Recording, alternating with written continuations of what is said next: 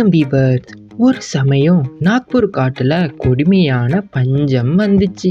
அந்த காட்டுல வாழ்ற 2 குருவிங்க அந்த பஞ்சத்தை எதிர்கொள்றதுக்காக இப்படி பேசிக்கிட்டாங்க.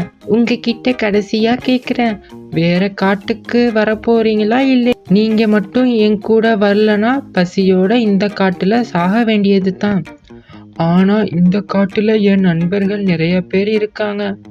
நமக்கு உணவு கிடைக்காதப்ப அவங்க உணவு கொடுத்து உதவி செய்வாங்க.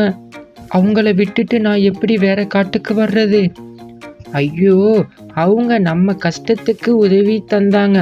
அவங்க கிட்ட உணவு இல்லைன்னா நம்ம கிட்ட அவங்க வருவாங்க. அவங்களுக்கு கொடுக்க நம்ம கிட்ட எந்த உணவும் இல்லையே. இன்னும் கொஞ்சம் வாங்க, பக்கத்து காட்டுல விதவிதமா உணவுகள் கிடைக்கும்.